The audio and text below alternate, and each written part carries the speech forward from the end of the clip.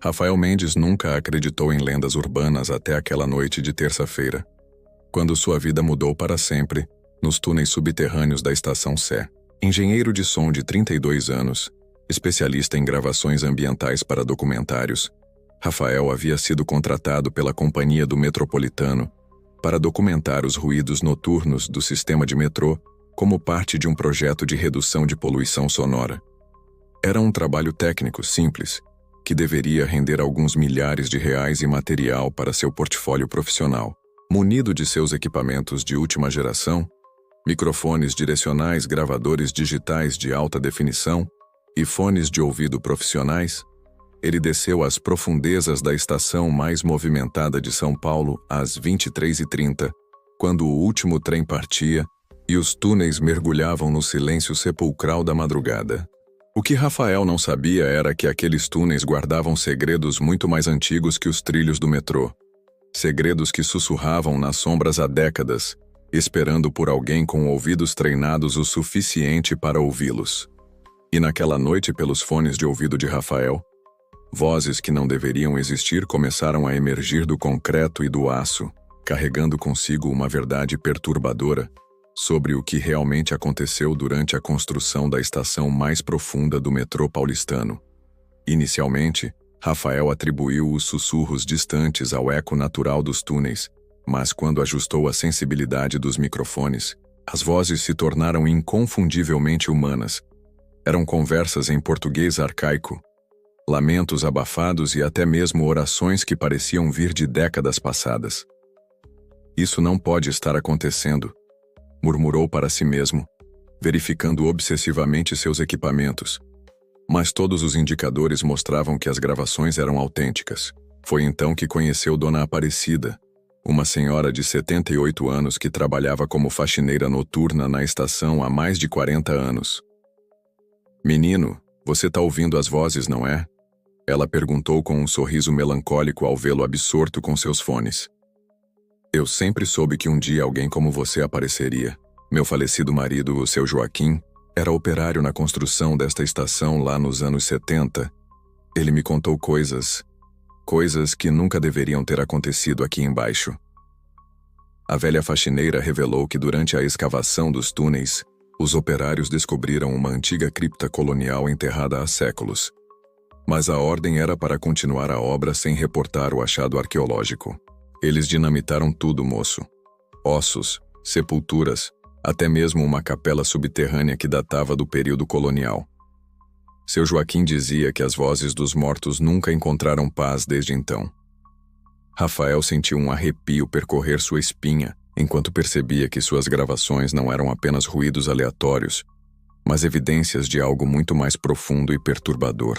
Na terceira noite de gravações, Rafael fez uma descoberta que mudaria tudo. Suas gravações não apenas captavam as vozes dos mortos, mas elas estavam respondendo à sua presença, como se soubessem que finalmente alguém podia ouvi-las. Rafael Mendes. Uma voz feminina clara sussurrou através dos fones, pronunciando seu nome completo com uma precisão arrepiante. Paralisado pela revelação, ele continuou gravando enquanto a mesma voz prosseguia. "Procure a pedra angular da antiga capela. Ainda existe." Tremendo, Rafael desligou os equipamentos e correu até Dona Aparecida, que limpava o saguão principal. "Dona Aparecida, as vozes, elas sabem meu nome. Elas estão me falando sobre uma pedra angular." A expressão da idosa mudou drasticamente. Seus olhos se encheram de lágrimas e ela agarrou o braço de Rafael com força. "Meu Deus, elas escolheram você. Seu Joaquim me disse que quando as vozes começassem a falar com alguém, seria porque chegou a hora da verdade vir à tona."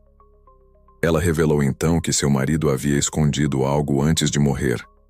Um mapa rudimentar da antiga capela desenhado de memória, mostrando onde a pedra angular da construção original havia sido preservada secretamente por alguns operários que se recusaram a destruir completamente o local sagrado.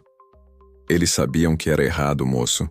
Alguns operários esconderam a pedra angular em uma câmara secreta, esperando que um dia alguém pudesse dar o descanso adequado àquelas almas. A descoberta de que as vozes não eram apenas ecos do passado, mas espíritos conscientes tentando se comunicar, transformou completamente a percepção de Rafael sobre sua missão. Ele não estava mais apenas gravando ruídos, mas se tornando o porta-voz dos mortos. Armado com o mapa deixado por seu Joaquim, Rafael enfrentou seus medos mais profundos e decidiu aventurar-se pelos túneis de manutenção abandonados da estação, áreas onde nem mesmo os funcionários ousavam ir durante a madrugada. Eu não posso fazer isso sozinho, admitiu para Dona Aparecida, que surpreendentemente se ofereceu para acompanhá-lo. Menino, eu carrego essa culpa há 40 anos. Sabia do que aconteceu e nunca fiz nada. Agora é minha chance de ajudar essas almas. Juntos, eles desceram por escadarias enferrujadas e percorreram corredores estreitos iluminados apenas por lanternas, seguindo as indicações do mapa rabiscado em papel amarelado. O cheiro de umidade e mofo se intensificava a cada passo, e as vozes nas gravações de Rafael se tornavam mais claras e urgentes. Durante essa jornada, Rafael começou a questionar sua própria sanidade e propósito na vida. Sempre havia sido uma pessoa cética, focada apenas na técnica e na ciência, mas agora estava literalmente conversando com os mortos. Dona Aparecida, será que eu estou enlouquecendo? Será que tudo isso é real? Ela parou e o encarou com serenidade. Meu filho, às vezes a vida nos coloca em situações que não entendemos.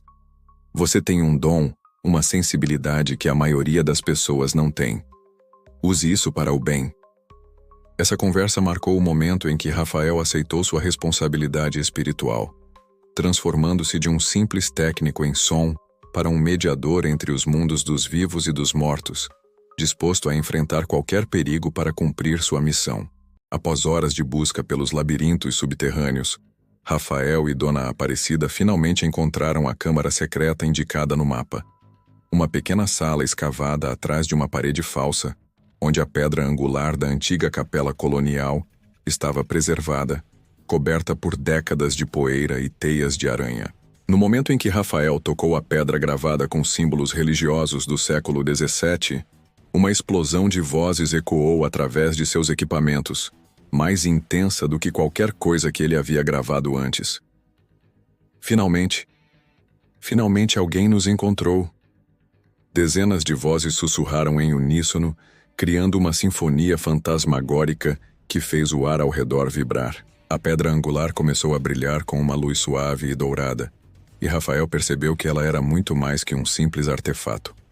Era um portal, uma ponte entre os mundos que havia mantido as almas presas ali por décadas. Ajude-nos a partir, complete o ritual, pronuncie as palavras gravadas na pedra. Uma voz mais clara se destacou das outras, e Rafael viu que havia uma inscrição em latim na base da pedra. Com as mãos tremendo, ele começou a ler em voz alta: Requiem aeternam dona eis domini, et lux perpetua luceat eis. À medida que pronunciava as palavras, a luz da pedra se intensificava, e uma sensação de paz absoluta tomou conta do ambiente. As vozes, que antes eram lamentos angustiados, transformaram-se em sussurros de gratidão e alívio.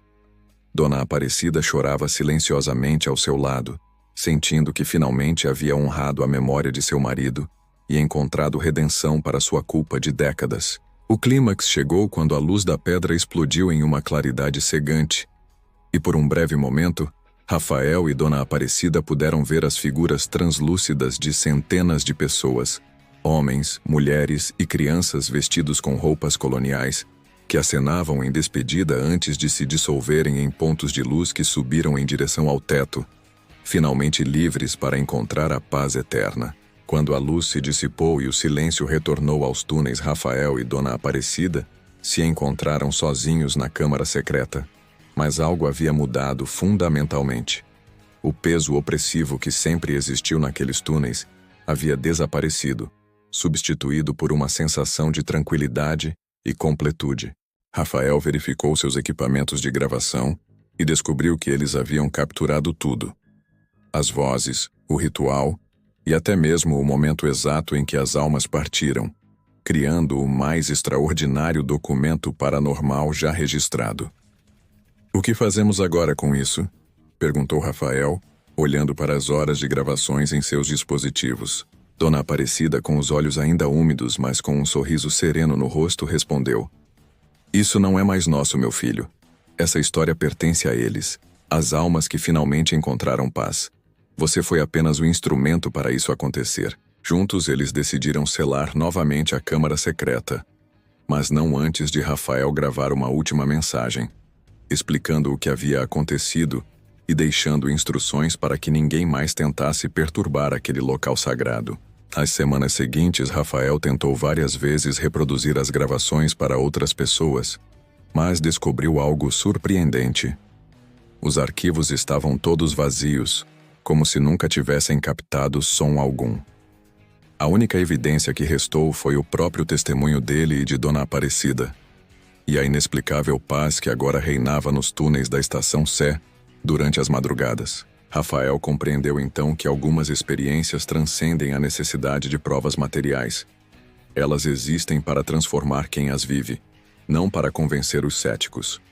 A pedra angular permaneceu em seu local, agora apenas uma relíquia silenciosa de uma missão cumprida, guardando o segredo de uma das mais extraordinárias lendas urbanas de São Paulo. 5 anos se passaram desde aquela noite transformadora nos túneis da Estação Sé, e Rafael Mendes se tornou uma pessoa completamente diferente.